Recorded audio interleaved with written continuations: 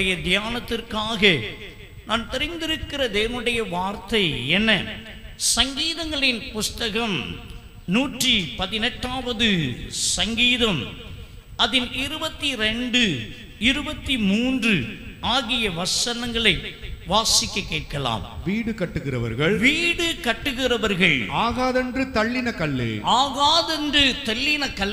மூளைக்கு தலைக்கல்லாயிற்று. அது கர்த்தராலே ஆயிற்று. அது நம்முடைய கண்களுக்கு ஆச்சரியமாயிருக்கிறது. அல்லேலூயா. வீடு கட்டுகிறவர்கள் ஆகாதென்று தள்ளின கல்லே மூளைக்கு தலைக்கல்லாயிற்று. அது கர்த்தராலே ஆயிற்று. அது நம்முடைய கண்களுக்கு ஆச்சரியமாயிருக்கிறது. அல்லேலூயா. என் அன்புக்குரிய தேவனுடைய பிள்ளைகளை, வீடு கட்டுகிற போது அந்த மேஸ்திரி அல்லது அந்த கொத்தனார் அந்த வீடை கட்டும்போது என்ன செய்வாங்க அப்படின்னா, நல்ல செங்கலை கையில் எடுத்து அதை 2ஆ உடைப்பாங்க. நல்ல செங்கலை கையில் எடுத்து அதை 4ஆ கூட உடைச்சிருவாங்க. ஒரே ஒரு துண்டு எடுத்து அப்படியே அந்த கட்டுமான பணிக்காக பயன்படுத்துவாங்க. அப்படி உடைச்சி போட்ட அந்த செங்கல்ல மீதி இருக்கும் பார்த்தீங்களா, அந்த கற்கள் எல்லாம் அது தரையில தூக்கி போட்டுருவாங்க. அதை தூக்கி போட்டுருவாங்க. என் அன்புக்குரிய தேவனுடைய பிள்ளைகளை, வீடு கட்டுகிற அந்த நேரத்தில் பார்த்தீங்கன்னா நல்ல நல்ல செங்கல்லாம் உடைபடும். நல்ல செங்கல்லாம் உடைச்சிருவாங்க. வீடு கட்டுறதுக்கு செங்கல் வாங்கி கொடுத்துருக்கிற ஓனர் பார்க்கும்போது தான் அவங்க நெஞ்சே வலிக்கும் பாருங்க. மனச்சாட்சே இல்லாம அந்த மேஸ்திரிமார்கள், கொத்தனார்கள் அப்படி உடைத்து வீடை சிறப்பாக கட்டுவாங்க. அப்படி வீடெல்லாம் கட்டும்போது அந்த உடைச்சி போட்ட செங்கலெல்லாம் காலுக்குள்ள மிதிப்படும். அந்த செங்கலெல்லாம் ஒருவேளை காலை வச்சு கூட்டி தள்ளி ஒரு முக்கில் மூளையில போட்டு வச்சிருவாங்க. கொஞ்ச நாள் ஆன பின்பு அந்த சித்தாட்களை, கையாட்களை கூப்பிடுவாங்க. கூப்பிட்டுட்டு சொல்லுவாங்க, இந்த கல்லெல்லாம் எடுத்து நீ வெளியே தூக்கி போட்டுரு.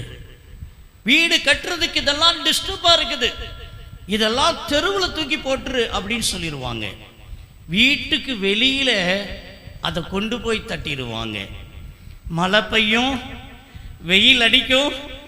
என் அன்பு தேவப்பிள்ளையே, ஒரே ஒரு காரணம், அது உடைக்கப்பட்ட கல், அது தள்ளப்பட்ட கல், அது வீணான கல், அது தேவையில்லாத கல். ஆகையினால அதை வெளியே தூக்கி போட்டுருவாங்க. ஆனா அந்த வீடை கட்டி ஃபினிஷ் பண்ணும்போது பார்த்தீங்கன்னு சொன்னா, அந்த வீடை கட்டும்போது அங்கங்க ஓட்டையா போட்டு வச்சிருப்பாங்க. அந்த சாரம் கட்டுறதுக்கு அப்படின்னு சொல்லிட்டு. என் அன்பு பிள்ளை, அந்த சாரம் கட்டுறதுக்கு ஓட்டை இருக்கு பாருங்க, அந்த ஓட்டையை அடைக்கிறதுக்கு அந்த தள்ளப்பட்ட கல்லை தான் தேடுவாங்க. அந்த உடைக்கப்பட்ட கல்லை தான் தேடுவாங்க. தூக்கி வெளியே போடுன்னு சொன்னாங்க பாருங்க, அந்த கல்லை தான் தேடுவாங்க. கொத்தனார் போய் கச்சித்தாள்களை விட்டு எடுத்துட்டு வர சொல்லி அந்த மேஸ்திரி அந்த உடைஞ்சு போனதெல்லாம், அந்த பொந்தெல்லாம் அடைக்கிறதுக்கு வெளியில தூக்கி போட்ட கல்லை பயன்படுத்துவாங்க. அன்புக்குரிய தேவப்பிள்ளையே, ஃபினிஷிங் டைம் வரும் பாருங்க, அந்த வாசல் வைப்பாங்க. அந்த வாசல் அது ஃபினிஷிங்கா வர்றதுக்கு என் அன்பு தேவப்பிள்ளையே, எல்லா ஆச்சங்களும் கடைசி நேரத்தில் முடிஞ்சிடும். தூர உடைச்சி போட்டிருப்பாங்கல்ல, மேஸ்திரி சொல்லுவாரு, வெளியில கிடக்கு பாரு, அந்த கல்லெல்லாம் தூக்கிட்டு வா. தூக்கி உடைச்சி வேண்டான்னு தூக்கி போட்டோம் பாத்தியா, அந்த கல்லெல்லாம் தூக்கிட்டு வா. ஓடி ஓடி பறக்கிட்டு வருவாங்க. ஏன்னா வீடு கட்டி முடிக்கும் போது செங்கல் எதுவுமே இருக்காது. ஆகையினால நமக்கு வேணும் அந்த ஃபினிஷ் பண்றதுக்கு. அப்போ அந்த உடைஞ்சி போன செங்கல், தூர போட்ட செங்கல், அதை தான் கொண்டு வந்து அந்த படிக்கட்டெல்லாம் வச்சு அழகா கட்டி ஃபினிஷ் பண்ணுவாங்க. இந்த பைபிள் சொல்லுகிறது, வீடு கட்டுகிறவர்கள் ஆகாதென்று தள்ளின கல்லே மூளைக்கு தலைக்கல் ஆயிற்று, அது கர்த்தராலே ஆயிற்று. அது நம்முடைய கண்களுக்கு ஆச்சரியமா இருக்கிறது. தூக்கி தூர போட்ட ஒரு கல்லை பயன்படுத்தக்கூடிய விதத்துல என் ஆண்டவர் கிருபை செய்வார் என்று சொன்னார். இன்றைக்கு அன்பு சகோதரனே, சகோதரியே, நீ ஒரு உடைக்கப்பட்ட கல்லை போல இருக்கிறாய். நீ ஒரு உடைக்கப்பட்ட தள்ளப்பட்ட கல்லை போல இருக்கிறாய். உன்னை ஆண்டவர் ஆசீர்வதிப்பார். ஆண்டவர் உன்னை உயர்த்துவார். நீ எந்த இடத்துல தலை குனிந்தாயோ அதே இடத்துல தேவன் உன்னை தலை நிமிர்ந்து நடக்கும்படிக்கு செய்வார். உன்னை யாரெல்லாம் உதாசீனப்படுத்தினார்களோ, யாரெல்லாம் உன்னை ஏளனப்படுத்தினார்களோ, உன்னை யாரெல்லாம் கேலி கிண்டல் அவமானம் செய்தார்களோ, அவர்களே உன் பட்சத்தில் வந்து உன்னை நேசிக்கக்கூடிய அளவுக்கு ஆண்டவர் கிருபை செய்வார். என் அன்புக்குரிய தேவனுடைய பிள்ளைகளே, வீடு கட்டுகிறவர்களால் ஆகாதது என்று தள்ளப்பட்ட கல்லுதான் மூளைக்கு தலைக்கல் ஆயிற்று. அது கர்த்தராலே ஆயிற்று. அது நம்முடைய கண்களுக்கு ஆச்சரியமா இருக்கிறது. 1 பேதுருவின் புஸ்தகம் 2வது அதிகாரம் 4வது வசனத்தை நீங்கள் வாசித்து பாருங்கள். இயேசு கிறிஸ்துவை குறித்து பைபிள் இப்படி சொல்லுகிறது: மனுஷரால் தள்ளப்பட்டதாயினும் தேவனால் தெரிந்து கொள்ளப்பட்டதும் விலையேற பெற்றதுமாய் இருக்கிற ஜீவனுள்ள கல் என்று இயேசு கிறிஸ்துவை குறித்து பைபிள் சொல்லுகிறது. பைபிள் என்ன சொல்லுகிறது கவனியுங்கள். மனுஷரால் தள்ளப்பட்டதாயினும் தேவனால் தெரிந்து கொள்ளப்பட்டதும் விலையேற பெற்றதுமாகிய கல் இயேசு கிறிஸ்து. அன்புக்குரிய தேவனுடைய பிள்ளைகளே, தேவனாகிய இயேசு கிறிஸ்து இந்த உலகத்திற்கு எப்படி வந்தார்? ஏசாயா 9ஆம் அதிகாரம் 6வது வசனம் சொல்லுகிறது, அவர் தேவனுடைய குமாரனாய் வந்தார், தேவனுடைய தச்ச ரூபமாய் வந்தார். ஆம் பிரியமானவர்களே, இயேசு கிறிஸ்து எப்படி இந்த உலகத்திற்கு வந்தார்? மத்தேயு 1:21 சொல்லுகிறது, அவர் ரட்சிக்கிறவராக வந்தார், ரட்சிக்கிறவர் தெய்வமாக வந்தார். பைபிள் சொல்லுகிறது, யோவான் 3:17 வாசித்து பாருங்கள், உலக ரட்சகராக வந்தார். ஏதோ ஒரு குறிப்பிட்ட மதத்தினரை ரட்சிக்கிறதற்காக இயேசு வரவில்லை. ஒரு கூட்ட மக்கள் கிறிஸ்தவர்களை ரட்சிக்கிறதற்காக இயேசு வரவில்லை. என்னிடத்தில் ஒரு சகோதரன் சொன்னார், நீங்கள் வணங்குகிற தெய்வம் வெளிநாட்டு தெய்வம் என்று சொல்லி. நான் சொன்னேன், நீங்கள் தவறுதலாக சொல்லுகிறீர்கள், அவர் அகில உலகத்துக்கும் தெய்வம், அகில உலகத்துக்கும் தெய்வம். என் அன்புக்குரிய தேவனுடைய பிள்ளையே, இந்தியாவுக்கும் தெய்வம், அமெரிக்காவுக்கும் தெய்வம், அகில உலகத்துக்கு அவர் தெய்வம். அவர் உலக ரட்சகராக இந்த உலகத்துக்கு வந்தார். பாவத்திலையும் சாபத்திலையும் பற்பல காரியத்திலையும் அகப்பட்டு கிடக்கிறவர்களை விடுவிக்கிற ரட்சகராக, மீட்கிற ரட்சகராக அவர் இந்த உலகத்துக்கு வந்தார். யோவான் 1:9 சொல்லுகிறது, எந்த மனுஷனையும், எப்பேற்பட்ட மனுஷனையும் பிரகாசிப்பிக்கிற மெய்யான ஒளியாக இந்த உலகத்துக்கு வந்தார். எவ்வளவு பெரிய இருளில் வாழ்ந்தாலும் அவருடைய மரண இருளை வெளிச்சமாக்கக்கூடிய தெய்வமாக இயேசு இந்த உலகத்துக்கு வந்தார். ஆனால் என்ன பாருங்கள், அந்த இயேசு கிறிஸ்துவை உலகம் அறியவில்லை, அந்த இயேசு கிறிஸ்துவை உலகம் ஏற்றுக்கொள்ளவில்லை, அந்த இயேசு கிறிஸ்துவை உலகம் பகைத்தது. அநியாயமாய் இயேசுவை, என் அன்பு தேவப்பிள்ளையை, கல்வாரி சிலுவையில் அறைந்தார்கள். இயேசு கிறிஸ்துவை கல்வாரி சிலுவைக்கு கொண்டு போவதற்கு முன்பதாக அவருடைய முகத்தில் காரி துப்பினார்கள். பைபிள் சொல்லுகிறது, 40க்கு 1 குறைய 39 அடிகளை அவரை அடித்தார்கள், சித்திரவதை செய்தார்கள். அவர் தேவகுமாரனாய் வந்தார், ரட்சிக்கிறவராய் வந்தார், என் அன்புக்குரிய உலக ரட்சகராக வந்தார், நம்முடைய வாழ்வில் இருக்கிற இருளை போக்கும் வெளிச்சமாய் வந்தார். ஆனால் அவரை உலகம் ஏற்றுக்கொள்ளவில்லை. என் அன்புக்குரியவர்களே, அற்புதத்தையும் அதிசயத்தையும் எந்த இடத்தில் செய்தாரோ அதே இடத்திலே அவமானம், அதே இடத்திலே நிந்தை, அதே இடத்திலே பரியாசம். என் அன்புக்குரியவர்களே, தள்ளப்பட்ட ஒரு கல் இயேசு கிறிஸ்து, தள்ளப்பட்ட ஒரு கல். கல்வாரி சிலுவையிலே 3 ஆணியினால் கடாவப்பட்டவராக தொங்கினார். உலக இரட்சகர். ஜனங்கள் அவரை ஏற்றுக்கொள்ளவில்லை, ஜனங்கள் அவரை அறியவில்லை, அவரை புறக்கணித்தார்கள். இயேசு எங்களுக்கு வேண்டாம், இயேசு எங்களுக்கு வேண்டாம், அவரை புறக்கணித்தார்கள். என் அன்புக்குரியவர்களே, ஆனால் பாருங்கள், அவர் மரித்தார், அவர் சொன்னார், நான் மரிப்பேன், ஆனாலும் 3ஆம் நாளில் உயிர்த்தெழுவேன் என்று சொன்னார். இயேசு சொன்னார், தாம் சொன்னபடியே அவர் உயிர்த்தெழுந்தார். என் அன்புக்குரிய தேவனுடைய பிள்ளையே, ஆகாதென்று தள்ளின கல் மூளைக்கு தலைக்கல்லாயிற்று. அவர் உயிர்த்தெழுந்தது நிமித்தமாக இன்றைக்கு அகில உலகமும் அவரை தெய்வம் என்று சொல்லுகிறது. 33 கோடி தெய்வங்கள் உண்டென்று உலக மக்கள் சொல்லுகிறார்கள். என் அன்புக்குரியவர்களே, இயேசு கிறிஸ்து ஒருவரே உயிர்த்தெழுந்தார். அவர் இன்றைக்கு உயிரோடு கூட இருக்கிறார். அகில உலகமும் இன்றைக்கு அவரை ஆராதனை செய்கிறது, அவரை வழிபடுகிறது, அவரை தெய்வம் என்று சொல்லுகிறது. காரணம் என்ன? அவர் உயிரோடு கூட இருக்கிறார். என் அன்புக்குரியவர்களே, ஆகாதென்று தள்ளின கல் மூளைக்கு தலைக்கல் ஆயிற்று. கொலோசியர் 1:18 சொல்லுகிறது, சபைக்கு அவர்தான் தலைவர். இயேசு கிறிஸ்து சிந்தின இரத்தத்தினாலே சபை உருவாயிற்று. இயேசு கிறிஸ்து உயிர்த்தெழுதலினாலே என் அன்பு பிள்ளையே அவர் சபைக்கு தலைவராக இருக்கிறார். என கண்பானவர்களே, ஆகாதென்று தள்ளின கல். அப்போஸ்தலருடைய நடபடிகள் 4ஆம் அதிகாரம் 11வது வசனத்தை வாசித்து பாருங்கள். வீடு கட்டுகிறவர்களாகிய உங்களால் அற்பமாய் எண்ணப்பட்ட அவரே மூளைக்கு தலைக்கல்லானவர். அவராலே அன்றி வேறு ஒருவராலும் ரட்சிப்பு இல்லை. நாம் ரட்சிக்கப்படும்படிக்கு பூமியின் கீழ் வானத்தின் கீழெங்கும் மனுஷருக்குள்ளே வேறு நாமம் கட்டளையிடப்படவில்லை. இயேசு கிறிஸ்து என்கிற ஒரே ஒரு நாமம் தான் நம்மை ரட்சிக்க வல்லது. நீ எங்கு வேண்டுமானாலும் போகலாம், கால்நடையாய் நடக்கலாம், இரத்தத்தை சிந்தலாம், உங்களை காயப்படுத்தலாம். என் அன்பு பிள்ளையே, கோடி கணக்கில் நீ காணிக்கை கொடுக்கலாம். ஆனால் உன்னை ரட்சிக்கக்கூடிய ஒரே ஒரு தெய்வம் இயேசு கிறிஸ்து. இந்த உலகத்தில் இருக்கிற தெய்வங்கள் இன்றைக்கு எனக்கு இரத்தத்தை தா என்று சொல்லி கேட்கிறது. ஆனால் நமக்காக இரத்தத்தை கொடுத்த ஒரு தெய்வம் இயேசு. அல்லேலூயா. என் அன்புக்குரிய தேவனுடைய பிள்ளையே, ஆகாதென்று தள்ளின கல் மூளைக்கு தலைக்கல்லாயிற்று. இன்றைக்கு அவருடைய நாமத்தினாலே நாம் ரட்சிக்கப்படுகிறோம். அவர் சிந்தின இரத்தத்தினால ரட்சிக்கப்படுகிறோம்.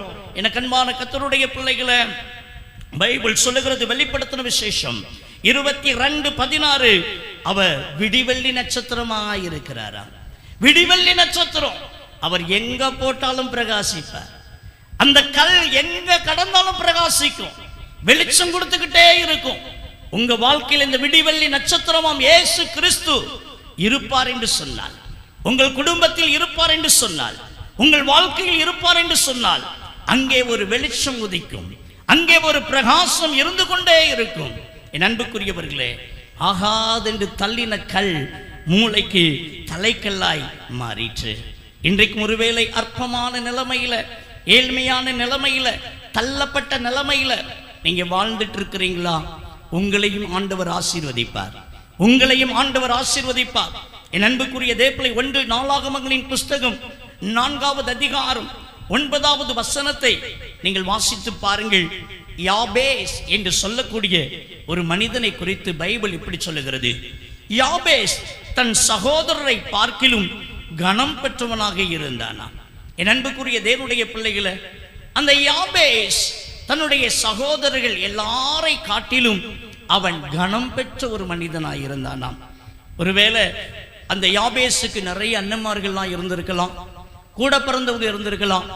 அவங்க எல்லாரை காட்டிலும் இந்த யாபேஸ் தேவனால ஆசீர்வதிக்கப்பட்ட ஒரு மனிதனாக, கனம் பெற்ற ஒரு மனிதனாக இந்த யாபேஸ் காணப்பட்டான். இந்த யாபேஸை குறித்து பைபிள் என்ன சொல்லுகிறது பாருங்க. அவனுடைய தாய் சொல்லும்போது சொல்லுகிறாங்க, நான் அவனை துக்கத்தோட பெற்றேன் என்று சொல்றாங்க. தள்ளப்பட்ட ஒரு கல் அவனை பெற்றெடுக்கும் போதே ஒரு துக்கம். என் அன்புக்குரிய தேவனுடைய பிள்ளைகளை, ஒருவேளை இந்த பையன் யாபேஸ் பறக்கிறதுக்கு முன்னாடியே அவங்க அப்பாவும் ஒரு இறந்துட்டாரோ என்னவோ தெரியல. அந்த குழந்தைய பெற்று எடுக்கும் போது இந்த தாய்க்கு ஒரு துக்கம்.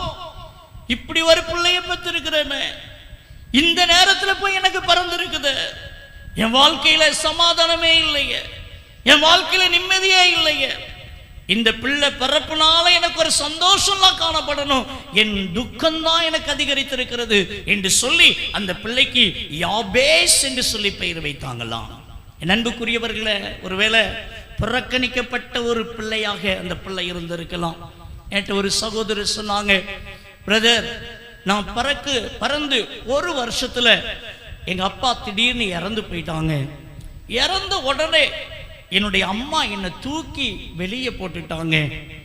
என்னுடைய வாழ்வை என்னெல்லாம் படிக்க வச்சு ஆளாக்குனது என்னுடைய மாமா, என்னுடைய அத்தை, அவங்க தான் என்ன வாழ வச்சாங்க, என்னை வளர்த்தாங்க, என்னை படிக்க வச்சாங்க.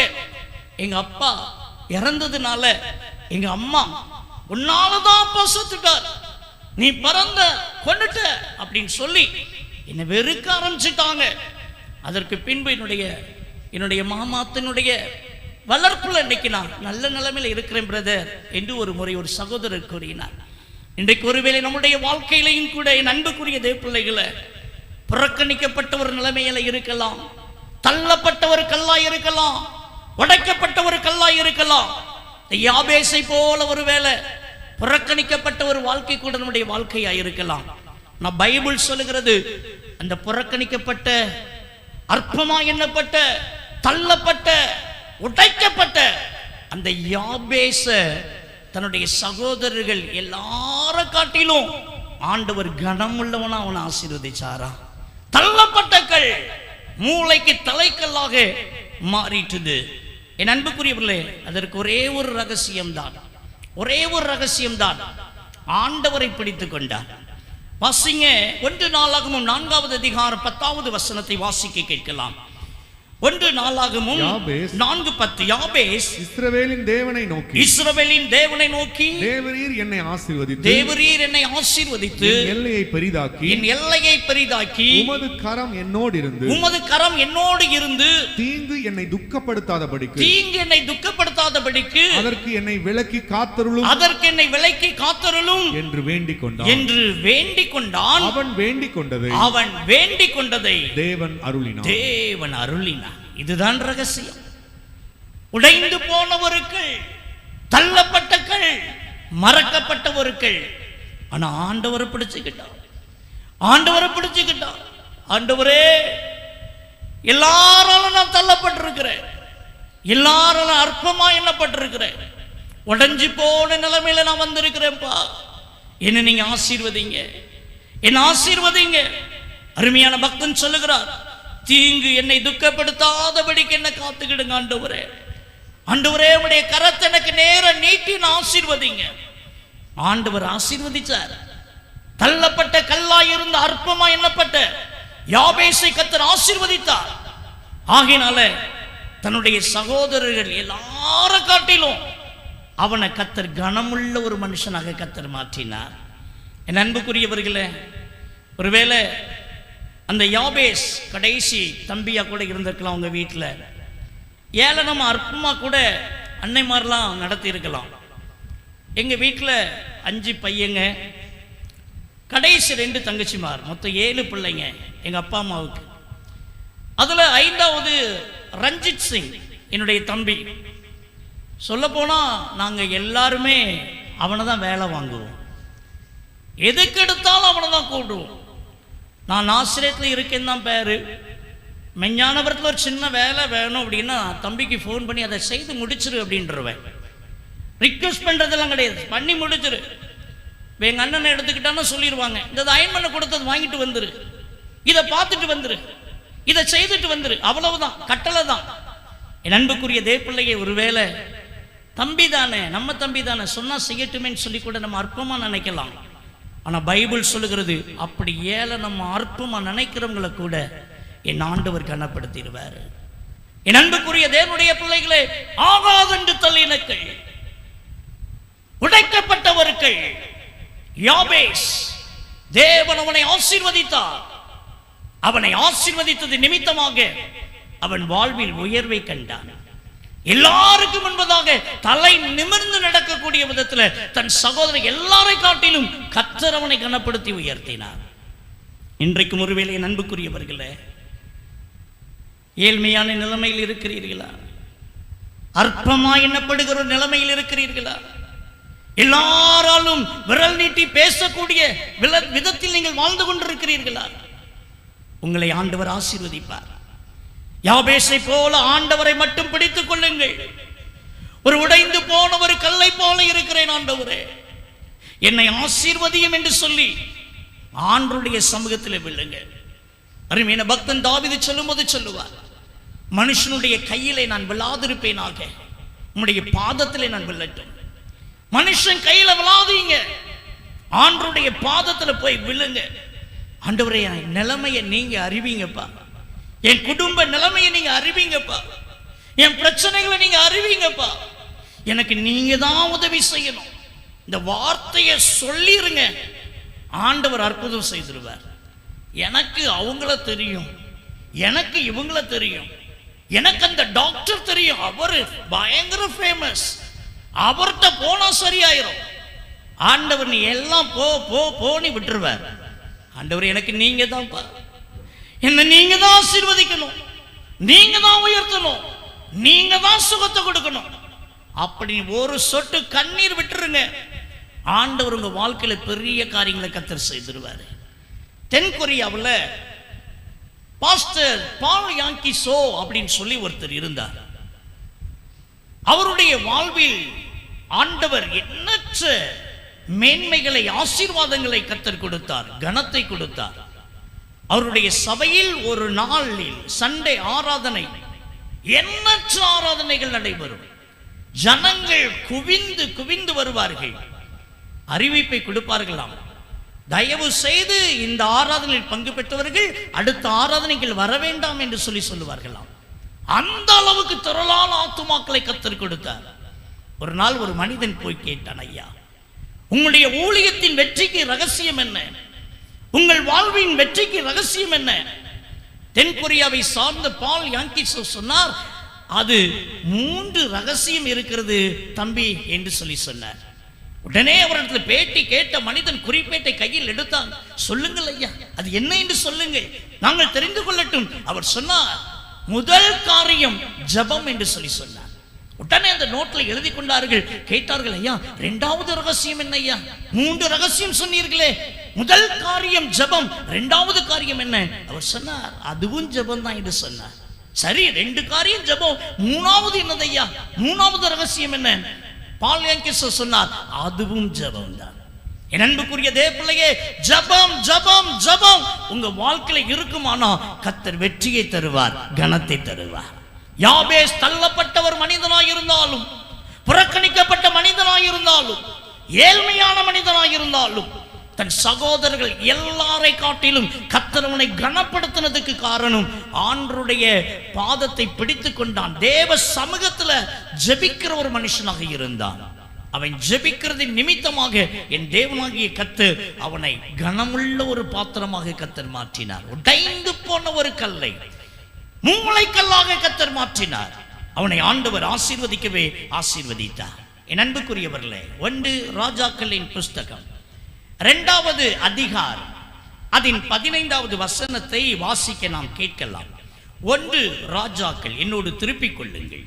அப்பொழுது அவன் 2:15 அப்பொழுது அவன், ராஜ்யம் என்னுடையதா இருந்தது என்றும், கவனிங்க, ராஜ்யம் என்னுடையதா இருந்தது என்றும், நான் அரசாளுகிறதற்கு இஸ்ரவேலர்கள் எல்லாரும் என்மேல் நோக்கமாக இருந்தார்கள் என்றும் நீர் அறிவீர். ஆனாலும் ராஜ்யபாரம் என்னை விட்டு தாண்டி என் சகோதரனுக்கு ஆயிற்று. கர்த்தரால் அது அவருக்கு கிடைத்தது. கர்த்தரால் அது அவருக்கு கிடைத்தது. என் அன்புக்குரிய தேவனுடைய பிள்ளைகளை, இங்க பாருங்க, தாவீது ராஜா பட்சேபா என்று சொல்லக்கூடிய ஒரு பெண்ணை தனக்கு மனைவியாக்கி கொண்டான். அந்த பட்சேபாலுக்கு பிறந்த பிள்ளைதான் சாலமோன். ஆனா இந்த தாவீது ராஜாவுக்கும் இன்னாளுக்கும் பிறந்த ஒரு பையன் அதோனியா என்று சொல்லக்கூடியவன். அந்த அதோனியா என்ன நினைக்கிறான்? எங்க அப்பா தாவீது ராஜா காலத்துக்கு பின்பு நான் தான் ராஜா. உரியாவின் மனைவி பட்சேபாளை என் அப்பா வைத்திருந்தார். ஒரு பிள்ளையை பெற்றிருக்கிறார் சாலமோனை. அவனெல்லாம் ராஜாவாகிறதுக்கு தகுதி இருக்குதா என்று அற்பமாய் நினைத்து, ஏளனமாய் நினைத்து இந்த சாலமோனையும் பட்சேபாளையும் அவன் வெறுத்து தள்ளினான். என்ன செய்தான்? இந்த அதோனியா என்று சொல்லக்கூடியவன் பிரம்மாண்டமான ஒரு பெரிய விருந்து ஒன்றை பண்ணினான். பெரிய விருந்தை பண்ணி எங்க அப்பா அரண்மனையில படுத்த படுக்கைய மாறிட்டாரு. அவர் சீக்கிரத்துல செத்து போயிருவார், அடுத்த ராஜநாதான் என்று சொல்லி அந்த அதோனியா என்று சொல்லக்கூடியவன் அதற்குரிய ஆட்கள் எல்லாம் கூட்டிட்டு வந்து ராஜாவாக அபிஷேகம் செய்யப்படுகிறதற்குரிய வேலையெல்லாம் துரிதமாக செய்து கொண்டிருக்கிறார். இதை தாவீது அறிந்தார். தாவீது அறிந்து, இல்லை நான் பட்சேபாளுக்கு ஒரு வாக்கு கொடுத்திருக்கிறேன், எனக்கு பிறகு என் பிள்ளை சாலமோன் தான் ராஜான்னு சொல்லி அவளுக்கு நான் வாக்கு கொடுத்திருக்கிறேன். ஆகையினால அதோனியா ராஜாலாம் கிடையாது, சாலமோன் தான் ராஜா. பட்சேபாளுக்கு பிறந்த பிள்ளை தான் இந்த சாலமோன் தான் ராஜா அப்படின்னு சொல்லி சாலமோனை வரவழைச்சு தாவீது என்ன செய்தாரு? அபிஷேகம் பண்ணக்கூடியவங்க எல்லாரையும் வரவழைத்து என் அன்பு பிள்ளையை ராஜாவாக அபிஷேகம் செய்தார். அல்லேலூயா, அல்லேலூயா. தள்ளப்பட்டக்கள் சாலமோன், பட்சேபாளுடைய மகன், அற்பமா எண்ணப்பட்ட ஒரு மனிதன், தூர தள்ளி நிற்கிற ஒரு மனிதனாக சாலமோன் இருந்தான். அதோனியா பெரிய வீராப்பை பேசினான். எங்க அப்பா தாவீதுக்கு பிறகு நான் தான் அப்படின்னு சொல்லிட்டு அடுத்த ராஜா என்று சொல்லி அவன் வீறு கொண்டு இருந்தான். ஆனால் தேவனாகிய கர்த்தர் என்ன செய்தார் பாருங்கள், அற்பமா எண்ணப்பட்ட ஒருவேளை பட்சேபாளுக்கு பிறந்த அந்த பிள்ளை சாலமோனை ஆண்டவர் ராஜாவாக அபிஷேகம் செய்தார். ஆகையினால நேரே அதோனியா சரண்டர் ஆயிட்டான், சாலமோன்ட்ட வந்து சரண்டர் ஆயிட்டான். அப்போதான் அவன் சொல்றான், ராஜ்யம் என்னுடையதா இருந்தது என்றும் நான் அரசாளுகிறதற்கு இஸ்ரவேலர்கள் எல்லாருக்கும் என்மேல் நோக்கமாய் இருந்தார்கள் என்றும் நீர் அறிவீர். ஆனாலும் ராஜ்யபாரம் என்னை விட்டு தாண்டி என் சகோதரனுக்கு ஆயிற்று, கர்த்தராலே அது அவருக்கு ஆயிற்று. அதான் முக்கியம். தேவனாகிய கர்த்தரே அவனை ஆசீர்வதித்தார். இன்றைக்கு அன்புக்குரியவர்களே, ஒரு சாலமோனை போல ஏளனமா எண்ணப்படுறீங்களா? உங்களை அப்படி அற்பமா நினைக்கிறாங்களா? இவா பிள்ளை இவன் வழங்கவா போறான், இவன் பிள்ளை இவன் உருப்படவா போறான், ஊரை சுத்திட்டு அலைகிறான், இவெல்லாம் வழங்கவா போறான். என் அன்புக்குரிய தேவ பிள்ளையே, பைபிள் சொல்லுகிறது, எவரையும் உயர்த்த பலப்படுத்த என் தேவனாகிய கரத்தினாலே ஆகும். ஆமென் சொல்லுங்க, ஆமென் சொல்லுங்க. எவரையும் உயர்த்த வரால முடியும். திருநெல்வேலியில பெத்தேல் அப்படின்னு சொல்லி ஒரு நிர்வாகம் இருந்தது. அங்க நிறைய பிள்ளைங்க படிப்பாங்க, ஆதரவற்ற பிள்ளைங்க படிப்பாங்க. அப்பா அம்மா இல்லாத அந்த பிள்ளைங்களை கொண்டு வந்து வச்சு அங்க படிக்க வைப்பாங்க. ஆனா இந்த நாட்கள்ல அந்த பெத்தெல்லாம் மூடிட்டாங்க. என் அன்புக்குரிய தேவ பிள்ளைகளை, அந்த மூடக்கூடிய நேரத்துல அந்த பெத்தேல இருந்த பிள்ளைங்க எல்லாரையும் வெளியே அனுப்பிட்டாங்க. அப்போ பார்த்தீங்கன்னு சொன்னா அப்பா இருப்பாங்க அல்லது அம்மா இருப்பாங்க, அப்படி ஏதோ ஒரு ரிலேஷன்ஷிப்ல பிள்ளைங்கெல்லாம் ஒவ்வொருத்தையும் ஒப்படைச்சிட்டாங்க. ஆனா ஒரே ஒரு தங்கச்சி 12th ஸ்டாண்டர்ட் படிக்கிறார், அவ எக்ஸாம் எழுதி இருக்கிறார். என் அன்பு பிள்ளை ரிசல்ட் வரப்போது, அதுக்குள்ள பெத்தேல எடுத்து மூடிட்டாங்க. என்ன பண்ணனே தெரியல. எல்லா பிள்ளைங்களையும் கூட்டிட்டு சொந்த பந்தவங்க போயிட்டாங்க. ஆனா இந்த பிள்ளைக்கு அப்பாவும் கிடையாது, அம்மாவும் கிடையாது.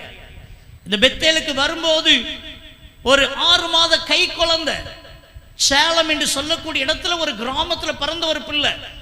அப்பா அம்மா ஆக்சிடென்ட்ல இறந்து போயிட்டாங்க. ஆகையினால சொந்த பந்தங்கள் வளர்க்குறாங்க, முடியலன்னு கொண்டு வந்து கொடுக்குறாங்க. அந்த பிள்ளையை அங்கேயே வச்சு பாதுகாத்து பிள்ளையை படிக்க வைக்கிறாங்க. 12th ஸ்டாண்டர்ட் முடிச்சுட்டா. ஆனா பார்த்தீங்கன்னு சொன்னா அந்த பிள்ளைய யார்ட்டையாவது பொறுப்பா கொடுத்து பார்க்கறதுக்கு வேற வழியே கிடையாது. ஆகினால் அதனுடைய வார்டன், அதனுடைய பொறுப்பாளர் அங்க இருக்கிற ஒரு குடும்பத்துல போய் பார்த்து இந்த பிள்ளைக்கு யாருமே கிடையாது, ஆகையினால உங்க வீட்டுல ஒரு வேலைக்காரியா வச்சுக்கிடுங்க. அப்பா அம்மா இல்லாத பிள்ளை, கொஞ்ச நாளைக்கு நீங்க உங்க வீட்டுல வச்சுக்கிடுங்க. நல்ல மார்க் எடுத்திருக்கிறா, 12th பெஸ்ட் மார்க் எடுத்திருக்கிறா, உங்களால முடிஞ்சா பக்கத்துல இருக்கிற ஒரு காலேஜ்ல போய் இந்த பிள்ளையை சேர்த்து நீங்க படிக்க வைங்க அப்படின்னு ரிக்வெஸ்ட் பண்றாங்க. அவங்க வீட்டுல 2 பிள்ளைங்க வெளிநாட்டுல இருக்கிறாங்க, அப்பா அம்மா வயசு செஞ்சவங்க அவங்க வீட்டுல இருக்கிறாங்க. சரி சார் சொல்றாரு அப்படின்னு சொல்லிட்டு அந்த தங்கச்சிய வீட்டுல வச்சுக்கிட்டாங்க. பக்கத்துல ஒரு காலேஜ்ல அவளை சேர்த்துட்டாங்க. காலையில காலேஜுக்கு போவா, வீட்டுக்கு வந்து வீட்டு வேலையெல்லாம் கொஞ்சம் ஹெல்ப் பண்ணிடுவான். பிள்ளை மாதிரி அவளை வச்சிருக்கிறாங்க, பிள்ளை மாதிரி, தாய் தகப்பு இல்லாத பிள்ளை. ஆகின அந்த குறையே இருக்கக்கூடாதுன்னு சொல்லி இந்த நல்ல குடும்பம் இந்த பிள்ளைய பார்த்துட்டு வராங்க. அவ பிஎஸ்சி கம்ப்ளீட் பண்ணிட்டா, 3 வருஷம் அவங்க வீட்டில் இருந்து படிச்சு முடிச்சாச்சு. அடுத்தது வேற ஏதாவது படிக்க வைக்கலாமாங்கிற மாதிரி பிளான் பண்ணிட்டு இருக்கிறாங்க. அப்படி இருக்கும்போது திடீர்னு சொல்லி சர்ச்சைக்கு போறாங்க. சர்ச்சைக்கு போற இடத்துல திடீர்னு ஒருத்தர் இவங்களை மீட் பண்றாங்க. 5 வருஷத்துக்கு மேல வெளிநாட்டுல இருந்து வந்த ஒருத்தர், எப்படி இருக்கீங்க நல்லா இருக்கீங்களான்னு பேசிட்டு மெதுவா கேட்குறாங்க, இது உங்க மகளா, உங்க மகளை எங்க பையனுக்கு கொடுப்பீங்களா என்று சொல்லி மெதுவா கேட்குறாங்க. என் மகன் அமெரிக்காவில் இருக்கிறான், நல்ல பெரிய ஒரு கம்பெனியில் ஒர்க் பண்றான், நல்ல ஹை சேலரி வாங்கிட்டு இருக்கிறான், ஆகையினால உங்களுடைய பொண்ணு நல்ல அழகா இருக்கிறா, இந்த பிள்ளைய எங்க பையனுக்கு கொடுப்பீங்களா என்று சொல்லி மெதுவா கேட்குறாங்க. உடனே இவரு சொல்றாரு, சாரி இது எங்க பிள்ளை கிடையாது, இது எங்க வீட்டுல ஒரு சர்வெண்ட், எங்க வீட்டுல வேலை பார்க்குற ஒரு பிள்ளை, இவளுக்கு அப்பாவும் கிடையாது அம்மாவும் கிடையாது, அனாதை யாருமே கிடையாது, எங்க வீட்டுல வழியே இல்லாம சோவன்சோ சொன்னாரு, நான் பொறுப்படுத்து நாங்க இந்த மாதிரி பார்த்து வச்சிட்டு இருக்கிறேன். இவர் எல்லாத்தையும் கவனிச்சு கேட்கிறாரு, இந்த பிள்ளைக்கு அப்பா அம்மா கிடையாதா, இவ்வளவு நல்ல பிள்ளையா இருக்கிறாள், பிஎஸ்சி முடிச்சிருக்கிறான்னு சொல்றீங்களே, என் பையனுக்கு ஏற்ற ஒரு பிள்ளையா இருக்குது அப்படின்னு சொல்லிட்டு சொல்றாரு, இந்த பிள்ளைய உங்க பிள்ளையா நீங்க ஏத்துக்கோங்க, உங்க பிள்ளைய மட்டும் நீங்க ஏத்துக்கோங்க, இந்த பிள்ளைக்கு உரிய எல்லா நகை ரொக்கம் பொருள் எல்லாத்தையும் நாங்களே கொடுத்து இந்த பிள்ளையை எங்க பையனுக்கு நாங்க எடுத்துக்கிடுவோம் சொல்லி சொல்றாங்க. உடனே அதற்குரிய சம்பந்தமான ஆட்களை போய் பேசுறாங்க. உடனே அவங்க சரின்னு சொல்றாங்க. என் அன்பு தேவனுடைய பிள்ளையே, அப்பா அம்மா இல்லாத பிள்ளை, ஆதரவற்ற பிள்ளை, அநாதையா கிடக்கிற ஒரு பிள்ளை, என் அன்பு பிள்ளைய நாதியற்ற ஒரு பிள்ளை, இன்னைக்கு ஆண்டுடைய கிருபையிலே திருமணமாகி அமெரிக்க தேசத்துல இருக்கிறாங்க. ஆமீன். அன்புக்குரிய தேவனுடைய பிள்ளையே, எவரையும் உயர்த்து பலப்படுத்து நம்முடைய கரத்தினாலே ஆகும். ஆகாதென்று தள்ளினக்கள் இன்னைக்கு நான் ஒரு அனாதையா இருக்கிறேன் பிரதர், எனக்கு யாருமே இல்லை நீங்க சொல்றீங்களா? இயேசு சொல்றார், நான் உனக்கு இருக்கிறேன். ஆமீன் சொல்லுங்க, ஆமீன் சொல்லுங்க. என் அன்புக்குரிய தேவப்பிள்ளையே, எனக்கு அப்பா அம்மா இருந்தும் ஒருவேளை எனக்கு எந்த விதத்திலையும் ஆசீர்வாதம் அல்லன்னு சொல்றீங்களா? ஏசப்பாவை இன்னைக்கு நீங்க நம்பி பாருங்க, உங்களுக்கு கர்த்தர் உதவி செய்வார். எனக்கு இவ்வளவு பிள்ளைங்க இருந்தோம் எனக்கு பிரயோஜனம் இல்லைன்னு சொல்றீங்களா? இயேசுவை நம்பி பாருங்க, இயேசு உங்களுக்கு அற்புதங்களை செய்வார். என் அன்புக்குரிய தேவனுடைய பிள்ளையே, ஆகாதென்று தள்ளினக்கள் மூளைக்கு தலைக்கல் ஆயிற்று, எனக்கு யாரும் இல்லையேன்னு சொல்லாதீங்க, இயேசு உங்களுக்கு இருக்கிறார். அல்லேலூயா, அல்லேலூயா. என் அன்புக்குரிய தேவப்பிள்ளையே, அற்பமா எண்ணப்பட்ட சாலமோனுக்கு நல்வாழ்வு கொடுத்த கர்த்தர் உங்களுக்கு நல்வாழ்வை கொடுப்பார். அற்பமா எண்ணப்பட்ட, எல்லாரும் புறக்கணிக்கப்பட்ட, ஏளனமா எண்ணப்பட்ட அந்த சாலமோனை கர்த்தரே ராஜாவாக உயர்த்தினார். ஆமென். இன்றைக்கு அன்புக்குரியவர்களே, உங்களையும் அவர் ஆசீர்வதிப்பார். ஆகாதென்று தள்ளின கல்லே மூளைக்கு தலைக்கல்லாயிற்று, அது கர்த்தராலே ஆயிற்று. அது நம்முடைய கண்களுக்கு ஆச்சரியமா இருக்கிறது. ஏசாயா 51வது அதிகாரம் 2வது வசனத்தை வாசித்து பாருங்கள். அங்கே ஒரு மனிதனை குறித்து பைபிள் இப்படி சொல்லுகிறது. வாசிக்க கேட்போமா? ஏசாயா 51:2 வாசிக்க கேட்கலாம். உங்கள் தகப்பனாகிய ஆபிரகாமையும் உங்களை பெற்ற சாராளையும் நோக்கி பாருங்கள். அவன் ஒருவனாயிருக்கையில் நான் அவனை அழைத்து அவனை ஆசீர்வதித்து அவனை பெருக பண்ணினேன். அல்லேலூயா. ஆபிரகாமை குறித்து பைபிள் சொல்லுகிறது, அவன் ஒருவனாயிருக்கையில் ஆண்டவரே அவனை அழைத்து அவனை ஆசீர்வதித்து அவனை பெருக பண்ணினாராம். அல்லேலூயா. ஆதியாகமம் 12:2 சொல்லுகிறது, அவனுடைய பெயரையும் கர்த்தர் பெருமைப்படுத்தினார். இன்றைக்கு நானும் நீங்களும் ஆபிரகாமின் தேவனே என்று சொல்லக்கூடிய அளவுக்கு கர்த்தருடைய பெயரையும் கர்த்தர் பெருமைப்படுத்தினார். ஆனால் இந்த ஆபிரகாமை குறித்து உங்களுக்கு தெரியுமா? அவனுடைய தகப்பனாருடைய பெயர் தேராகு என்பதாகும். இந்த தகப்பனார் யார் தெரியுமா? விக்கிரக ஆராதனை செய்யக்கூடிய ஒரு மனிதன், விக்கிரகங்களை செய்து அதை விற்கக்கூடிய ஒரு மனிதன், புறஜாதியான ஒரு மனிதன், புறஜாதியான மனிதன். என் அன்புக்குரிய தேவனுடைய பிள்ளைகளே, ஆண்டவரை அறியாத ஒரு குடும்பத்தில் இருந்த ஒரு மனிதன் தான் அந்த ஆபிரகாம். அவனைத்தான் ஆண்டவர் அழைத்து அவனை ஆசீர்வதித்து அவனை பெருக பண்ணினார். அவன் பெயரையும் கர்த்தர் பெருமைப்படுத்தினார். ஆபிரகாமை குறித்து பைபிள் என்ன சொல்லுகிறது? அவனுடைய 100வது வயது வரைக்கும் அவனுக்கு பிள்ளையே கிடையாது, குழந்தை கிடையாது. சமுதாயத்துல குழந்தை இல்லைன்னா என் அன்பு தேவனுடைய பிள்ளையே, எவ்வளவு நெருக்கங்கள், எவ்வளவு அவமானங்கள், எவ்வளவு பெரிய சூழ்நிலைகள். என்கிட்ட ஒரு சகோதரி சொன்னாங்க, நல்லது கெட்டதுக்கு கூட பிரதர் ஒரு இடத்துக்கு என்னால் போக முடியல பிரதர், யாரு போனாலும் என்கிட்ட கேட்காங்க, உனக்கு ஒரு குழந்தை இல்லையா அப்படின்னு கேட்கிறாங்க. அந்த வார்த்தை என்ன கொல்லுது பிரதர், என்ன கொல்லுது பிரதர். அவங்க கேட்காம இருந்துட்டா கூட பரவாயில்ல, சும்மாவே கேஷுவலா நம்ம ஒருத்தரை பார்க்கும்போது நம்ம என்ன செய்வோம்? பிரதர் உங்களுக்கு எத்தனை பிள்ளை இருக்குது, சிஸ்டர் உங்களுக்கு எத்தனை பிள்ளை. நம்மளை வேதனைப்படுத்தணுங்கிறதுக்கு கேட்கறது இல்லை, தெரியாம தெரிஞ்சுக்கிறதுக்காக கேட்கறது தான். அது கூட வேதனையை உண்டு பண்ணி விடுகிறது. அப்படிப்பட்ட நிலைமை தான் ஆபிரகாமுக்கும், அப்படிப்பட்ட நிலைமை தான் ஆபிரகாமுக்கும். ஒருவேளை என் அன்பு பிள்ளையை தள்ளப்பட்டக்கள், புறக்கணிக்கப்பட்டக்கள், அவமானத்தையும் நிந்தையும் அடைந்த ஒரு கல் இந்த ஆபிரகாம்.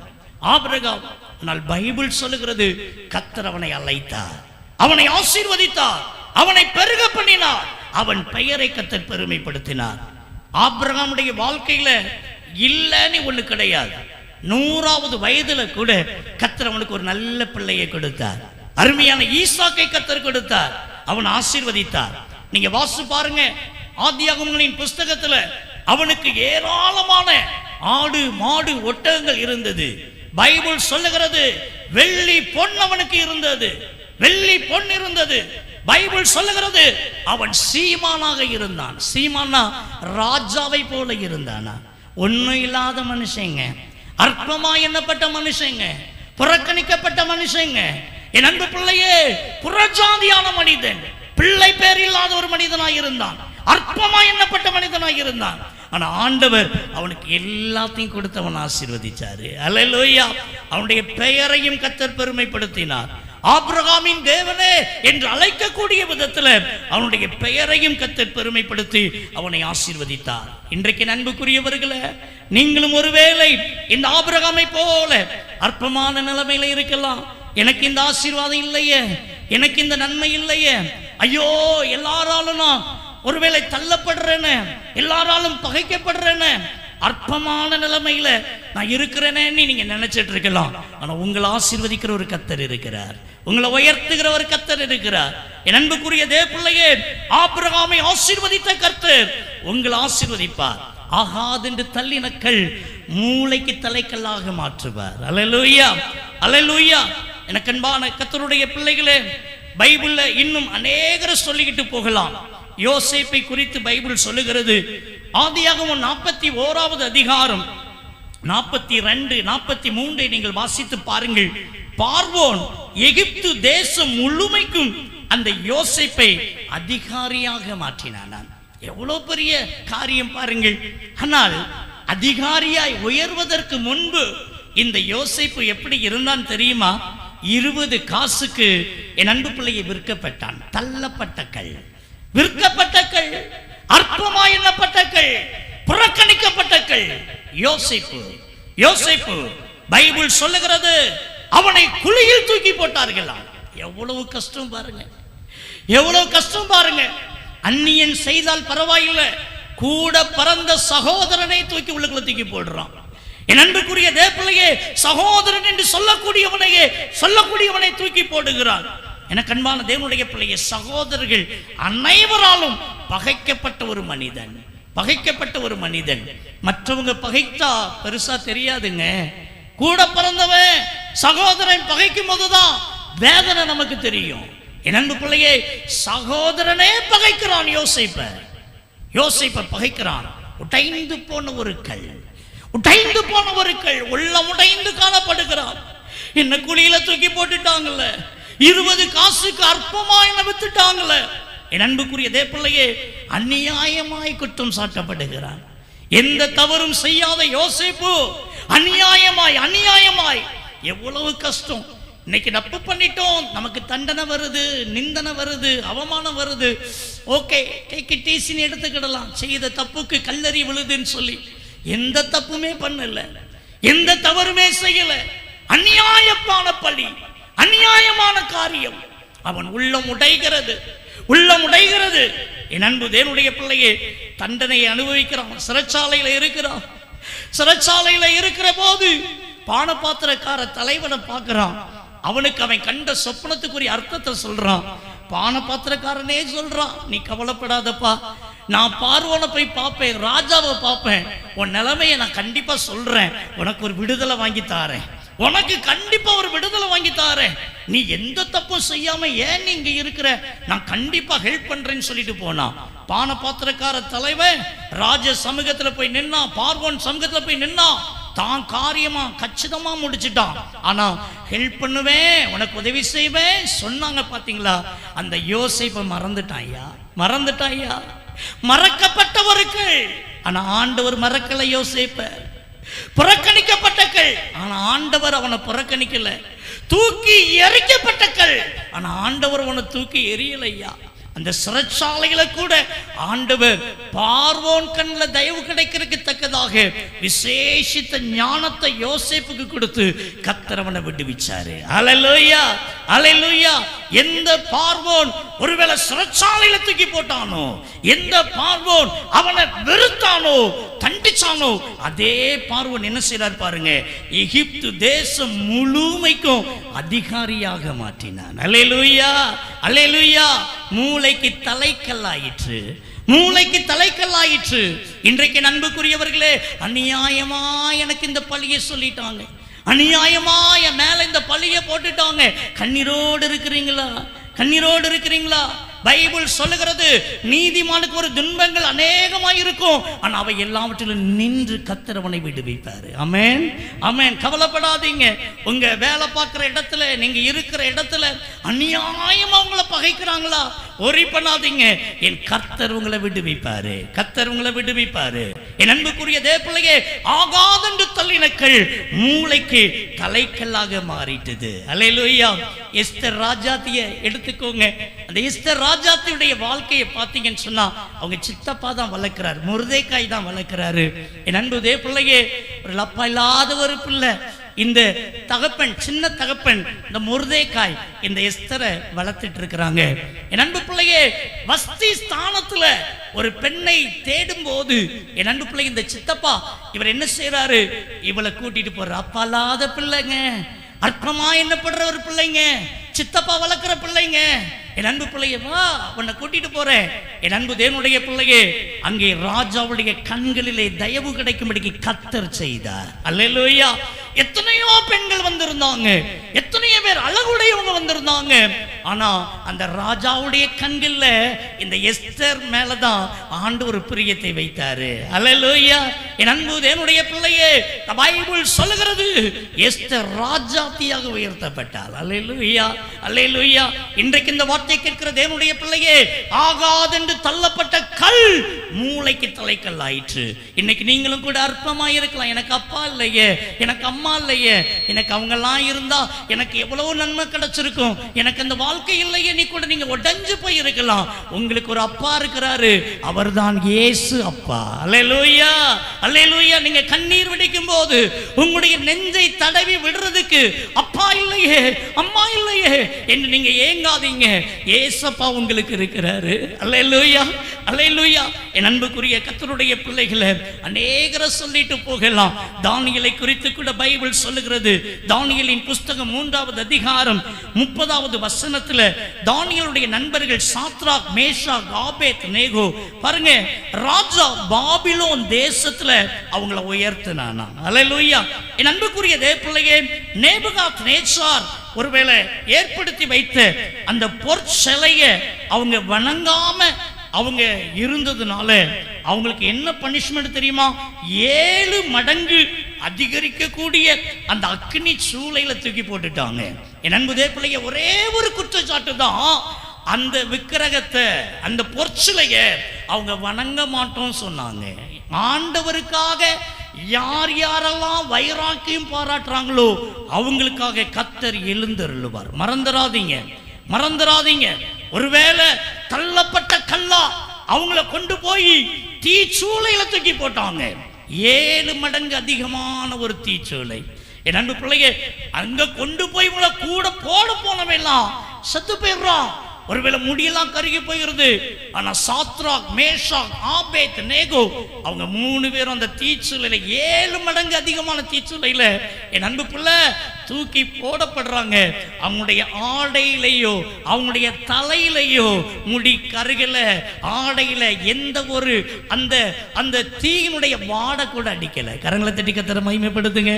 இன்னைக்கு ஒருவேளை தள்ளப்பட்ட ஒரு கல்லாக, புறக்கணிக்கப்பட்ட கல்லாக சாத்ராக், மேஷாக், ஆபேத் நேகோ போல நீ கர்த்தருக்காக வைராக்கியமா வாழ்றதுனால ஒருவேளை சில தண்டனைகள் உங்களுக்கு வரலாம்.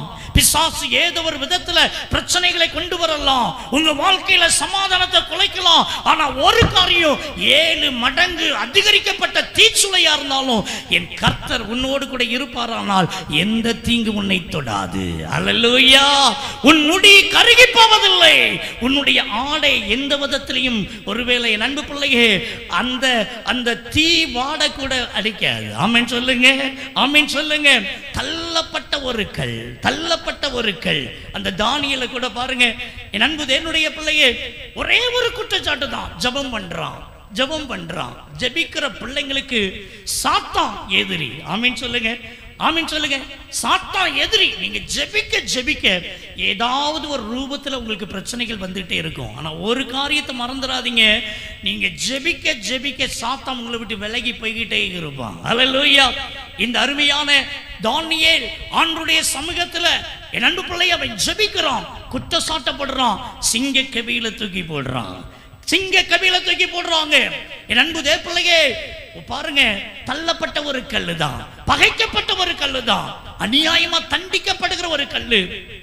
ஆனா அந்த சிங்க கபியில என் ஆண்டவர் அந்த சிங்கத்தின் வாயை கட்டினார் என்று சொல்லி பைபிள் சொல்லுகிறது. அல்லேலூயா. இந்த சிங்கத்தினுடைய தன்மையே என்னன்னா, தன்னை விட பெரிய மிருகத்தை தான் அதை அட்டாக் பண்ணும். பாத்தீங்கன்னா, யானை அடிச்சிடும், ஒட்டகச்சிவிங்கி கொன்றும், காண்டாமிருகம் அதையே ஈஸியா அடிச்சு போட்டுரும். என் அன்பு தேவப்பிள்ளையே, தன்னை விட வலிமையான, தன்னை விட பெரிய அப்படிப்பட்ட மிருகத்தை சாப்பிடக்கூடிய ஆக்ரோஷமான அந்த சிங்கம் அந்த தானியேலை ஒண்ணுமே செய்யல, சேதப்படுத்தவில்லை. என் அன்பு தேவப்பிள்ளையே, இன்றைக்கு ஒருவேளை நீங்களும் தள்ளப்பட்ட ஒரு கல்லாய் இருக்கலாம். அநியாயமா ஒருவேளை தூக்கி எறியப்பட்ட நிலைமையில இருக்கலாம். என் ஆண்டவர் உங்க கூட இருப்பார்னா என்ன பெரிய சிங்கம், கர்த்தர் அதனுடைய வாயை கட்டி போடுவார், தீங்கு உங்களை அணுகுவது இல்லை. அல்லேலூயா. எனக்கு அன்பான தேவனுடைய பிள்ளைகள், இன்னைக்கு உடைக்கப்பட்ட நிலைமையில இந்த இடத்துல நீங்க வந்திருக்கிறீங்களா? எந்த சூழ்நிலையில உடைஞ்சிருந்தாலும் சரி, இன்னைக்கு ஆண்டவரை நோக்கி சொல்லுங்க. எந்த விதத்துல நீங்க தள்ளப்பட்டு போயிருந்தாலும் சரி, இன்னைக்கு ஆண்டவரை மட்டும் பிடிச்சுக்கிடுங்க. நம்ம தியானித்த ஒவ்வொருத்தரும் ஆண்டவரை தான் பிடிச்சுக்கிட்டாங்க. ஆண்டவரை பிடிச்சுக்கிட்டதுனாலதான் கர்த்தர் அவங்களை உயர்த்தினார். எந்த இடத்துலலாம் அவமானப்பட்டாங்களோ, எந்த இடத்துலலாம் ஒருவேளை தலை குனிஞ்சாங்களோ, அங்கெல்லாம் கர்த்தர் மேன்மைப்படுத்தினாரு. மத்தேயு 16:18 கூட நீங்க பாருங்க. நீ பேதுருவாய் இருக்கிறாய், இந்த கல்லின் மீது என் சபையை கட்டுவேன் என்று சொல்லி கர்த்தர் சொன்னார். பேதுருனா யார் தெரியுமா? மறுதலிக்கிறவன். பேதுரு யார் தெரியுமா? மறுதலிக்கிற ஒரு மனிதன். ஆனா ஆண்டவர் அவனை ஆசீர்வதிச்சாருங்க. என் அன்புக்குரிய தேவப்பிள்ளையே, ஒருவேளை தள்ளப்பட்ட ஒரு கல்லுதான் இந்த பேதுரு. சாதாரணமா பாத்தீங்கன்னா, மீன் பிடிக்கிற ஒரு மனுஷனை பிடிக்கிறவனா கர்த்தர் மாத்திட்டாரு. ஆண்டவரை காட்டி கொடுத்துட்டேன்னு சொல்லிட்டு மனஸ்தாபப்பட்டு அழுதான். பாத்தீங்களா? ஆண்டவருடைய சமூகத்தை நோக்கி பார்த்தான். பாத்தீங்களா? ஆண்டவர் இரக்கம் பாராட்டிட்டாரு. நீ பேதுரு, உன் மேல என் சபையை கட்டுவேன்னு சொன்னாருங்க. இன்னைக்கு பாருங்க, எண்ணற்ற சபையில பீட்டர்ஸ் சர்ச் இருக்கும், பேதுருவின் ஆலயம் இருக்கும். சாதாரணமான மனிதன், அற்பமா எண்ணப்பட்ட மனிதன், மீன் வலைய கழுவுற ஒரு மனிதன், மீன் பிடிக்கிற மனிதன். ஆனா இன்னைக்கு நீங்க பாத்தீங்கன்னா அவனை கர்த்தர் ஆசீர்வதித்தார். அல்லேலூயா, அல்லேலூயா. தள்ளப்பட்ட கல்லா இருந்தாலும் என் ஆண்டவர், என் அன்பு பிள்ளைய, உங்களை அவர் உயர்த்த வல்லவராக இருக்கிறார். மூளைக்கு தலைக்கல்லாய் மாற்ற அவர் வல்லவராய் இருக்கிறார். 1995 வருடத்தில் என் வாழ்க்கையில் கொடிய விபத்தை நான் சந்தித்தேன். சென்னையில் மவுண்ட் ரோடு என்று சொல்லக்கூடிய இடத்துல சுமார் 2-3 அடி உயரமுடைய மிதிமேடையில் போயிட்டு இருக்கும்போது ஒரு மினி லாரி ஒன்று கொடிய வேகத்துல என் மேல வந்து மோதியது. இந்த கொடிய விபத்துல என் தலையில் அடிபட்டு மூளையில ரத்த நீர் கட்டியது. மேல் நாடை கீழ் நாடை பிணைக்கப்பட்டது. என் உடல் முழுவதும் காயப்பட்டது. என்னுடைய இடதுகால் பாத பகுதி 2 துண்டாக முறிந்தது. சென்னையில ஒரு புகழ்பெற்ற மருத்துவமனையில எண்ணற்ற நாட்கள் இன்டென்சிவ் கேர்ல இருந்தேன். என் அன்புக்குரிய தேவனுடைய பிள்ளையே, மருத்துவராலை கைவிடப்பட்டேன். எனக்கன்பானவர்களே, டாக்டர் சொன்னாங்க தொண்டையில் ஒரு துவாரம் போடணும், நீர் ஆகாரத்தை இவருக்கு கொடுக்கணும்னு சொல்லி சொன்னாங்க. கால் செப்டிக் ஆயிட்டு முட்டுக்கு கீழே காலை கட் பண்ணி எடுக்கணும் சொன்னாங்க. மருத்துவரால கைவிடப்பட்டேன். என் அன்புக்குரிய தேவ பிள்ளையே, இந்த சூழ்நிலையில் ஒரே ஒரு எண்ணம் எனக்கு வந்தது, இனி இந்த உலகத்தில் வாழ்ந்து என்ன பிரயோஜனம், வாழ்வதை விட சாவது மேல், தற்கொலை செய்யணும் என்கிற ஒரு எண்ணம் எனக்குள்ளே வந்தது. அப்போதான் என்னுடைய பெரியப்பா மக, என்னுடைய அக்கா வீட்டில் நான் படிச்சு வளர்ந்தேன். அவங்க என்னை பார்க்கறதுக்கு வந்துட்டு அவங்க வீட்டுக்கு என்னை கூட்டிட்டு போயிருந்தாங்க. அங்கே போன இடத்துல தான் இயேசு அழைக்கிறார் நற்செய்தி பெருவிழா நடைபெறுகிறது என்று சொல்லி நான் கேள்விப்பட்டேன். அப்போ எங்க அக்காட்டெல்லாம் கேட்டேன், என்ன அந்த கூட்டத்துக்கு கூட்டிட்டு போங்கன்னு சொல்லி. அப்போ இந்த காலை வச்சுட்டு எப்படி கூட்டிட்டு போறது, தலைக்கு மேலதான் காலை வச்சிருக்கணும், ரத்தம் சீல் நீர் என்று வடிந்து கொண்டிருக்கும், என்னை கூட்டிட்டு போங்கன்னு சொன்ன போது அவங்க ஒரு கார் ஒன்றை ஒழுங்கு பண்ணி அன்போடு கூட என்னை அழைத்து கொண்டு போனாங்க. என்னுடைய அண்ணன்மார்கள் என் கூட வந்தாங்க, என்னுடைய அக்கா என் கூட வந்தாங்க, எல்லாரும் வந்தாங்க. என் அன்பு தேவனுடைய பிள்ளைய, அந்த மீட்டிங்க்கு கடந்து போன வேலூர்ல காட்பாடி என்று சொல்லக்கூடிய இடத்துல கிரவுண்டுக்கு வெளியே மரத்துக்கு அடியில் ஒரு காருக்குள்ள நான் உட்கார்ந்து இருந்தேன். கிரவுண்டுக்குள்ள போக முடியாது, கூட்டம் நிரம்பி வலிக்குது. நீங்க இரு அப்படின்னு சொல்லிட்டு கார் டிரைவரை எனக்கு துணைக்கு வச்சுட்டு எல்லாரும் இறங்கி கிரவுண்டுக்குள்ள போயிட்டாங்க. அன்னைக்கு தான் நான் ஊக்கமா ஜெபிச்சேன், ஆண்டவரை நோக்கி கதறினேன். ஒரு சிறு பிள்ளைய போல நான் அழுதேன்.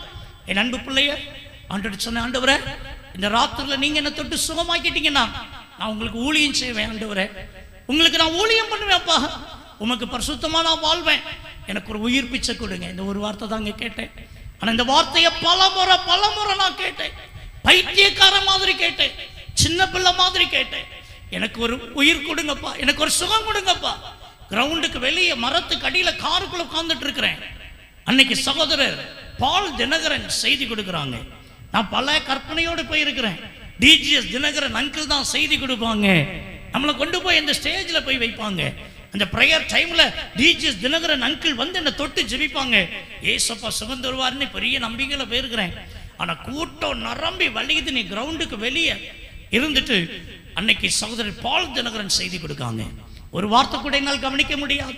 என் மனவேதனை, கால் வேதனை, துடியா துடிச்சிட்டு இருக்கிறேன். ஆண்டுடைய சமூகத்தில் அப்படி ஜெபம் பண்ணிட்டு இருக்கிறேன். அருமையான சகோதரர் பால் தினகரன் ஒவ்வொரு காரியத்துக்கு ஜெபிச்சாங்க.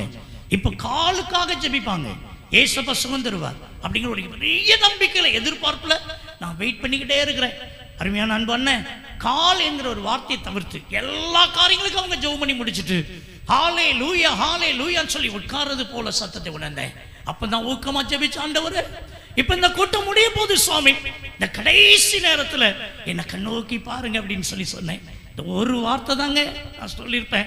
அன்பு சகோதரர் பால் தினகரன் சொன்னாங்க, இயங்காத கால் நரம்புகள் ஏங்கி கொண்டிருக்கிறது, கர்த்தருடைய வல்லமை இறங்கி கொண்டிருக்கிறது, இப்பொழுதே நீங்கள் சுகத்தை பெற்றுக் கொள்ளுங்கள் சொல்லி சொன்னாங்க. அந்த ஒரு வார்த்தையே தான் கேட்டேன்.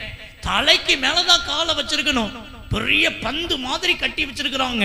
3 நாள் கழித்து முட்டு கீழே காலை கட் பண்ணி எடுக்கணும்னு வச்சிருக்கிறாங்க. அழுகின கத்திரிக்காய் போல செப்டிக்கா இருக்கிறது, ரத்தம் சீல் நீரின் வடிந்து கொண்டிருக்கிறது, வலி தாங்கவே முடியாது, தலைக்கு மேலதான் காலை வச்சிருக்கணும். என் அன்பு பிள்ளை இந்த சத்தத்தை கேட்ட உடனே எழுந்து போய் பெரிய பந்து போல கட்டப்பட்டிருக்கிற அந்த இடது கால் பாதப்புகளை என் கரங்களை வைக்கதாங்க செய்தேன்.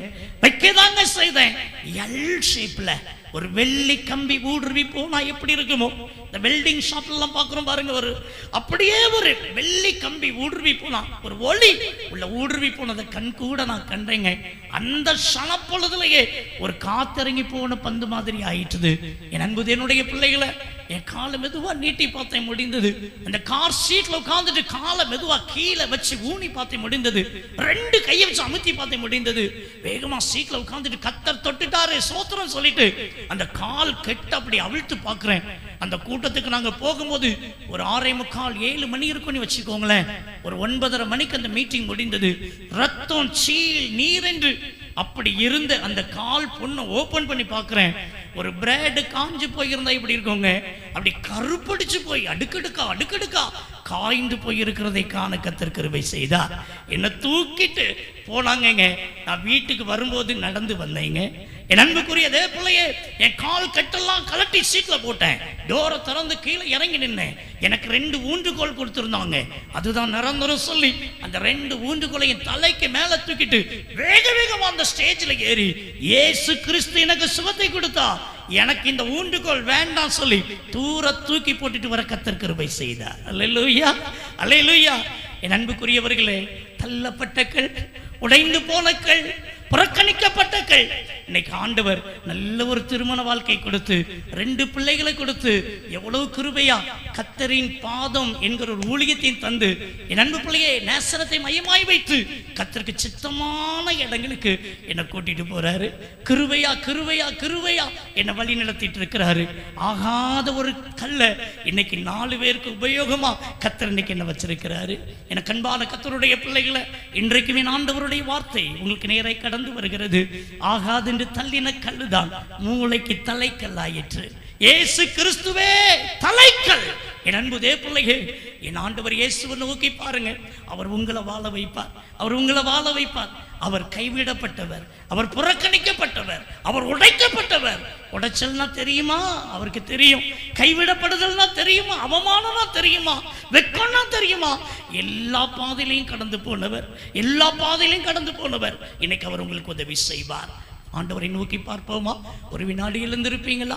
இருக்கிற இடத்துல அப்படி எழுந்திருப்பீங்களா? ஆண்டவரை நோக்கி பாருங்க. இன்றைக்கு கர்த்தருடைய ஆவியானவர் உங்களோடு கூட சொல்ல சொன்ன ஒரு வார்த்தையை நான் பகிர்ந்திருக்கிறேன். ஆகாது என்று தள்ளின கல்லை மூளைக்கு தலைக்கல் ஆயிற்று. அது கர்த்தராலே ஆயிற்று. அது நம்முடைய கண்களுக்கு ஆச்சரியமாக இருக்கிறது. ஒரே ஒரு காரியம்தான், நான் ஒரு உடைஞ்சு போன கல்லு சுவாமி, நான் தள்ளப்பட்ட ஒரு கல்லு, புறக்கணிக்கப்பட்ட கல்லு, ஆகாத ஒரு கல்லு அப்படின்னு சொல்றவங்க மட்டும் இன்னைக்கு ஏசப்பாவை பாருங்க. நான் நல்லா இருக்கிறேன், எனக்கு ஒரு பிரச்சனை இல்லை, நான் நல்லா தான் இருக்கிறேன், எனக்கு ஒன்றும் வேணாம் சொல்றவங்க, நீங்க இந்த ஜெபத்துல பங்கு பெற வேணாம்.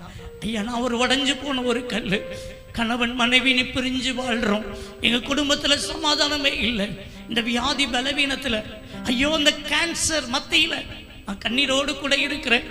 டாக்டர் என்ன சொல்லுவாங்களோ, கைவிட்டுருவாங்களோன்னு பயந்து பயந்து வாழ்ந்துட்டு இருக்கிறேன். என் சரீரத்தில் ஒரு கட்டி இருக்குது, அது என்ன கட்டின்னு எனக்கு தெரியல.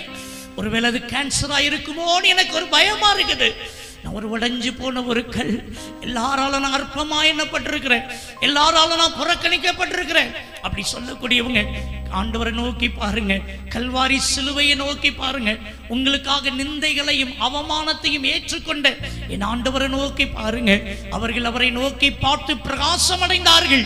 அவர்கள் முகங்கள் வெட்கப்படவில்லை, அவர்கள் முகங்கள் வெட்கப்படவில்லை. இன்றைக்கு யார் யாரெல்லாம் ஆண்டவரை நோக்கி நீங்க பார்க்கிறீங்களோ, உங்களை வாழ வை பாருங்க. எந்த இடத்துல தலை குனிஞ்சிங்களோ என் அன்பு பிள்ளையே, உங்களை அதே இடத்துல ஆண்டவர் உயர்த்துவார், உயர்த்துவார். என் அன்பு சகோதரா, என் அன்பு சகோதரி, உண்மையாகவே கர்த்தருடைய ஆவியானவர் உங்களோடு தன்னுடைய வார்த்தையை வெளிப்படுத்தி இருக்கிறார். இன்றைக்கு உங்களை ஆசீர்வதிக்க பிரியப்படுகிறார். உங்களுக்காக நான் ஜெபித்து முடிக்க போகிறேன், உங்களுக்காக நான் ஜெபித்து முடிக்க போகிறேன். இன்றைக்கு ஒரே ஒரு வினாடி தயவு செய்து கண்களை மூடி சொல்லுங்க, ஆண்டவரே, நான் தள்ளப்பட்ட கல், நான் புறக்கணிக்கப்பட்ட கல், நான் உடைஞ்சு போன கல், என்ன ஆசீர்வதிங்க. இந்த ஒரு வார்த்தையை சொல்லுங்க. ஒரு யாபேசை ஆசீர்வதித்த கர்த்தர் கர்த்தர் நிச்சயம் உங்களையும் ஆசீர்வதிப்பார். என் அன்பு தேவனுடைய பிள்ளையே, ஒரு சாலமோனை உயர்த்தின கர்த்தர் உங்களையும் உயர்த்துவார். ஒரு ஆபிரகாமை ஆசீர்வதித்து மேன்மைப்படுத்தி பெருக பண்ணின கர்த்தர் உங்களுக்கு அந்த வாழ்வை கொடுப்பார். அந்த யோசேப்புக்கு நன்மை செய்த கர்த்தர் உங்களுக்கு கட்டாயம் செய்வார். அந்த தானியேலுடைய நண்பர்கள் சாத்ராக், மேஷாக், ஆபேத்நேகோவுக்கு மேன்மையை கொடுத்த கர்த்தர் உங்களுக்கு அதை செய்வார். பேதுரு வாழ்க்கையில் அற்புதங்களை செய்த கர்த்தர் உங்களுக்கு செய்வார்.